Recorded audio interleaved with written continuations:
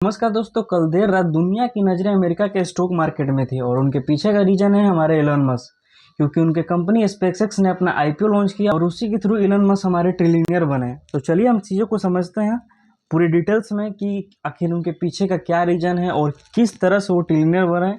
और ये सिर्फ स्पेसएक्स कंपनी की ही बात नहीं है, और भी बहुत सारे टर्म इसमें बात करते हैं। तो चलिए हम लोग समझते हैं। तो देख सकते हैं जो पहले हमारा स्पेसएक्स कंपनी था वो प्राइवेट था और फिर उसे पब्लिक किया गया। जब भी आईपीओ आता है तो आईपीओ हमारा इनिशियल पब्लिक ऑफर करते हैं, जिसमें कि हमारा पब्लिक से पैसा लेने के लिए कोशिश करते हैं।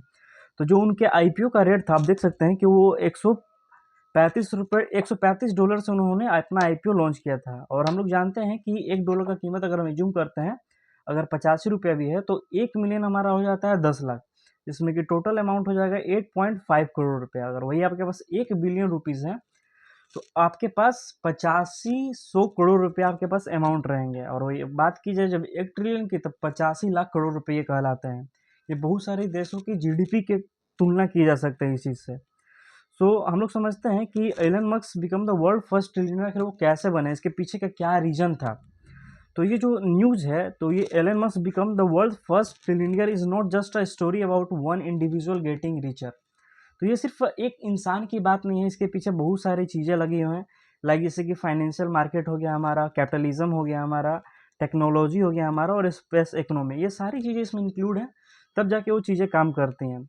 और ये जो आईपीओ आया, ये नेस्डेक स्टॉक एक्सचेंज पे आया, जो कि अमेरिका की जो बाजार के, जैसे हमारा इंडिया में हमारा स्टॉक एक्सचेंजेस है, उसी तरह से नेस्डेक अमेरिका का एक्सचेंज है, वहीं पे हमारा आईपीओ यहाँ पे लाया गया था। और ये जो largest IPO in the history इसको माना जा रहा है। और इसमें कंपनी क्या किया, अप्रोक्स 555.6 मिलियन इसमें शेयर को अलॉट किया गया, और पर शेयर का कीमत था 135 रुपया, जिससे कि 75 बिलियन का वैल्यू कंपनी को मिला। मतलब कि 1.75 से 1.8 ट्रिलियन ट्रेडिंग शुरू होने से पहले ही यहाँ पे बिडिंग हो चुका था।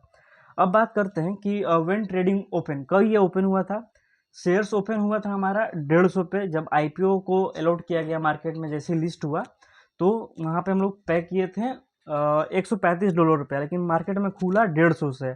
और जैसे ही 150 खुला तो हमारे एलन मस्क बन गए ट्रिलियनर, क्योंकि उनका जो अमाउंट था पहले से ही वो ठीक था। जैसे ही $141 अगर वो क्रॉस करते तो ट्रिलियनर बनने के लिस्ट में वो शामिल हो जाता था। उसी वजह से वो ट्रिलियनर। अकॉर्डिंग टू ब्लूमबर्ग, जो मल्टीपल फाइनेंशियल रिपोर्ट्स है जिनमें कि उनको बताया गया था क्रॉस्ड 1 ट्रिलियन स्पेसएक्स, जिसमें कि वो रफली जब $141 जब उनका शेयर प्राइस बढ़ा था तभी वो हो चुके थे।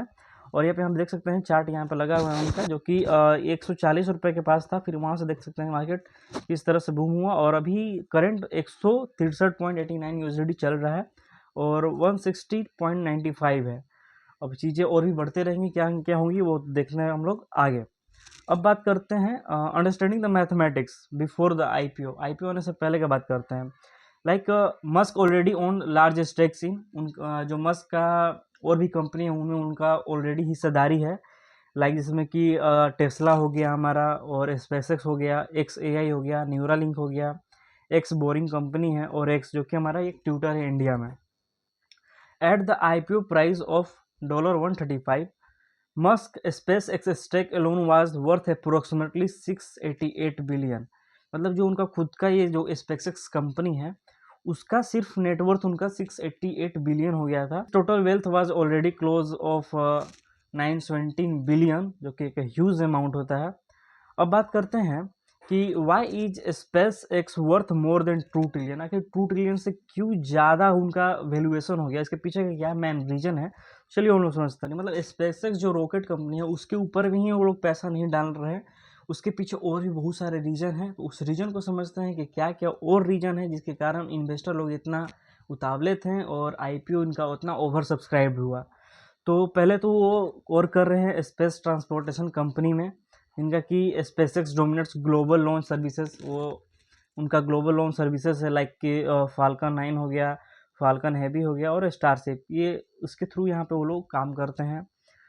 Today SpaceX launch more rockets annually than almost every other countries and company combined. मतलब अदर कंट्रीज है जो कि साल भर में जितना अपना रॉकेट लॉन्च करते हैं उससे कहीं ज़्यादा हमारे एलन मस्क के स्पेसएक्स कंपनी ने रॉकेट लॉन्च कर रहे हैं। और दूसरे नंबर पे बात किया जाए तो सैटेलाइट इंटरनेट जेंट हो गया। Starlink has become the one of the world largest broadband network. और इसके पीछे क्या क्या रीज़न है कि why investor love Starlink. Starlink को लोग इतना इन्वेस्टर पसंद क्यों कर रहे हैं? बिकॉज रिक्यूरिंग सब्सक्रिप्शन रेवेन्यू आ रहा है उस स्टारलिंक से। ग्लोबल रीच है, यहाँ पे यूज होते हैं। और aviation and marine type connectivity हो गया हमारा, रूरल इंटरनेट एक्सेस हो गया। तो ये सारी चीज़ें हैं। और बहुत सारे एनालिसिस्ट का कहना है कि ये जो स्टारलिंक है ये खुद $1 बिलियन कंपनी बनने वाला है इन फ्यूचर में। ये सिर्फ एक सिंगल कंपनी की बात कर रहे हैं। तीसरा में आ गया कि एआई इंफ्रास्ट्रक्चर कंपनी उनके पास जो है, जो कि एआई फील्ड में वो वर्क कर रहे हैं। एक्स एआई के जरिए डाटा सेंटर में हमारा अच्छा खासा एक्सपेंड देखने को मिल रहा है। डाटा सेंटर को एनर्जी का ज़रूरत है और ग्लोबल कम्युनिकेशन नीड सैटेलाइट चाहिए ग्लोबल कम्युनिकेशन करने के लिए। और स्पेसएक्स कंट्रोल क्रिटिकल इंफ्रास्ट्रक्चर। चौथे नंबर पर मार्स इकोनॉमिक बेल्ट। जैसा कि हम लोग जानते हैं कि जो इलन मस्क है उनका थॉट है कि मार्स पे अपना कॉलोनी बसाया जाए और लोग अर्थ से मार्स तक शिफ्ट होएं और वहाँ से अपना वो ट्रांसपोर्टेशन का सारा काम कर पाएँ। तो investor are not buying a today's revenue, मतलब वो आज के लिए वो पैसा नहीं डाल रहे हैं, इन फ्यूचर में जो चीज़ें होने वाली है उसके लिए वो पैसा डाल रहे हैं। सो उसमें क्या कर रहे हैं कि पहला है कि परमानेंट लूनर सेटलमेंट्स, दूसरा हो गया Mars colonies, space manufacturing, asteroid resource extractions और इंटरप्लैनेटरी ट्रांसपोर्टेशन हो गया। ये सारी चीज़ें इसमें इंक्लूड है। एक थॉट है जो कि उनका कहने का मतलब है कि हमारा एक मल्टी प्लैनेटरी स्पीसीज बना है जो कि मार्स और अर्थ के बीच में ह्यूमन लोग आपस में ट्रांसपोर्टेशन कर सकें, अर्थ से मार्स पे जाएं और मार्स से अर्थ पे हैं। Why was investor demand so strong, आखिर इन्वेस्टर इतना स्ट्रॉन्ग है क्यों? The IPO was reportedly over subscribe several times. उनका आईपीओ ऑलरेडी आने से पहले ओवर सब्सक्राइब हो गया था। उसके पीछे का रीज़न क्या है तो चलिए समझते हैं। 4 ईयर्स स्पेक्सिस रिमेंड प्राइवेट। पहले तो स्पेक्सिस जो था वो प्राइवेट था, फिर जब आईपीओ ला रहा है तो गवर्नमेंट हो गया है। तो बहुत लोग का थॉट है कि नहीं उनके थ्रू उनके कंपनी में हम पैसा डालने का कोशिश करें। एक दूसरा रीज़न ये हो गया। और बाकी उनका ट्रैक रिकॉर्ड है, unlike many high value startups SpaceX's already है, उनके पास ऑलरेडी बहुत सारा काम चल रहे हैं, लाइक सिग्निफिकेंट रेवेन्यूज़ हैं, अच्छा खासा गवर्नमेंट कॉन्ट्रैक्ट्स है, कमर्शियल कस्टमर्स हैं और प्रूवन टेक्नोलॉजी, दिन पे दिन टेक्नोलॉजी पे काम हो रहा है, एडवांस होते जा रही हैं चीज़ें। एलन प्रीमियम, तो उस जो भी चीज़ें चल रही हैं अगर उसमें एलन मस्क इन्वॉल्व है, इससे भी और इन्वेस्टर लोग कह रहे हैं कि चलिए हम अपना पैसा डाल सकते हैं, बिकॉज एलन मस्क एक प्रीमियम वैल्यू है। आने वाले टाइम में उनसे हमें बेनिफिट ही मिलने वाला है। जैसे कि वो ऑलरेडी इन सब चीज़ों में फील्ड में काम कर रहे हैं। Tesla transformed automobiles, SpaceX transformed space launches, Starlink transform satellite internet, जो कि सब चीज़ों में काम कर रहे हैं। तो investor believes Musk repeatedly enters industries and disturbs them, मतलब वो जिस फील्ड में भी हिल रहे हैं वो तबाही मचा दे रहे हैं पूरी तरह से। अब हम बात करते हैं why this matter globally matter जा क्यों रहा है, इसके पीछे का क्या रीजन है। तो हम समझते हैं कि shift from oil to technology. पहले के ज़माने में क्या होता था, जिनके पास लैंड, माइनिंग, ऑयल, बैंकिंग, ये सब सेक्टर में जो लोग काम करते थे वही बहुत ज़्यादा पैसे वाले हुआ करते थे। बट अब चीज़ें बदल रही हैं। अब इन सब चीज़ों से शिफ्ट होकर टेक्नोलॉजी की तरफ लोग जा रहे हैं, लाइक जैसे कि इलेक्ट्रिकल व्हीकल्स हो गया हमारा, आर्टिफिशियल इंटेलिजेंस हो गया हमारा, सैटेलाइट्स हो गया, स्पेस टेक्नोलॉजी हो गया। अब के डेट में ये करंट सिनेरियो है अभी ज़्यादा रेवेन्यू कमाने में, बिकॉज इसमें बहुत ज़्यादा टेक्नोलॉजी हो जाता है और टेक जिसके पास टेक है वही आज के डेट में अमीर है। Shift toward technology driven economic to power. अब बात करते हैं rise of the space economy. Countries are now competing in satellite manufacturing, space launch services, lunar exploration, military space system और मेजर प्लेन का। और भी बहुत सारे कंट्री हैं जो कि इस सब चीज़ों में फील्ड में भी काम कर रही है, लाइक जैसे यूनाइटेड स्टेट हो गया, चाइना हो गया, इंडिया हो गया, रसिया हो गया। सो ये लोग भी सब फील्डों में काम कर रहे हैं।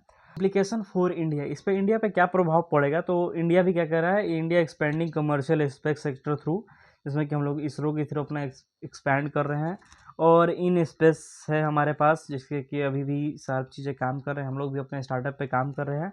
और प्राइवेट लॉन्च स्टार्टअप जो कि वो भी सैटेलाइट को लॉन्च करने के लिए प्राइवेट स्टार्टअप स्टार्ट हुआ है। क्रिटिसिज्म एंड कंसर्न, और एक और चीज़ है कि not everyone views this milestone positively. Wealth inequality, बहुत सारे लोग हैं कि ये चीज़ों को पॉजिटिव वे में नहीं देखना चाह रहे हैं। उसके पीछे का भी रीज़न है because $1 trillion exceeds the GDP of many countries, because जो $1 ट्रिलियन जो बात है ये बहुत सारे कंट्री का जीडीपी तक नहीं हो पाता है। तो इस वजह से इसको थोड़ा बहुत पॉलिटिकल इन्फ्लुएंस में देखा जा रहा है, इकोनॉमिक इम्बैलेंस में देखा जा रहा है और डेमोक्रेटिक कंसर्न्स में देखा जा रहा है। Valuation bubble risk, some analysis wants SpaceX valuation assume massive further growth. बहुत लोगों का कहना है कि इसका बहुत फर्दर ग्रोथ है। इंक्लूड में क्या आ गया, जैसे कि लीडरशिप सक्सेशन हो गया, रेगुलेटरी कॉन्फ्लिक्ट्स हो गया, पॉलिटिकल कंट्रोवर्सीज हो गया, मार्केट सेंटिमेंट्स हो गया, तो ये सारी चीज़ें इंक्लूड होती हैं सब चीज़ में। सो ये सब सारे फैक्टर्स हैं जिसके कारण इलन मस्क ट्रिलियनियर बने और इतने बड़े लेवल पे वो उतना एक्सपेंड कर रहे हैं। और आने वाले टाइम में आई होप कि वो और भी बहुत अच्छे काम करेंगे और हमने भी उनसे बहुत ज़्यादा सीख लेने की ज़रूरत है। अकेला बंदा इतना बड़ा एम्पायर खड़ा कर सकता है तो वाई मी और you not. So I hope you understand very well. So मिलते हैं आपसे अनदर वीडियो में। Have a good day.